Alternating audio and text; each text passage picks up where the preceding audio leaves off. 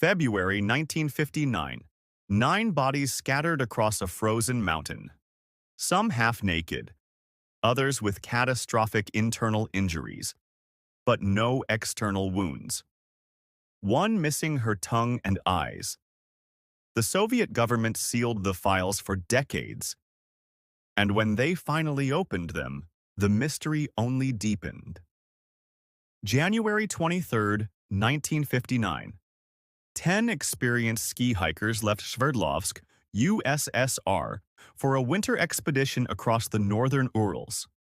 Led by 23-year-old Igor Dyatlov, they were all Grade 2 hikers, the second highest certification in the Soviet Union. Their route: climb Mount Otterton, a journey that should have taken 16 days. But one member, Yuri Yudin, turned back early due to illness.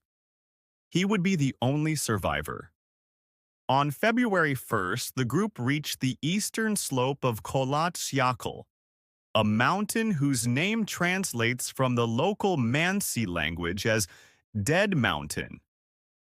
They were never seen alive again. When they didn't return by February 20th, a search team was sent. What they found would haunt investigators for generations. February 26th. The search team discovered the tent, but something was terribly wrong. It had been torn open from the inside, not by wind, by human hands, as if the hikers were desperate to escape something. Outside, footprints led downhill toward the forest. 8 or 9 sets, some barefoot, some in socks, in minus 25 to minus 30 degrees Celsius. A kilometer away, under a large cedar tree, they found the first 2 bodies, Yuri Krivonishenko and Yuri Doroshenko. Both shoeless, both wearing minimal clothing. The branches above them had been broken up to 5 meters high, as if someone had desperately tried to climb. Between the cedar and the tent, 3 more bodies, Igor Dyatlov, Zinaida Kolmogorova, and Rustem Slobodin. They had been trying to return to camp. They died of hypothermia. But the final 4, that's where it gets impossible. 2 months later, buried under 4 meters of snow in a ravine 75 meters from the cedar tree, investigators found Lyudmila Dubinina, Alexander Kolevatov, Nikolai Thibault Brignol, and Alexander Zolotaryov. Dubinina was missing her tongue, eyes, and part of her lips. Zolotaryov was missing his eyes. Thibault Brignol had a massive skull fracture. Dubinina and Zolotaryov had major chest fractures, the force equivalent to a high-speed car crash.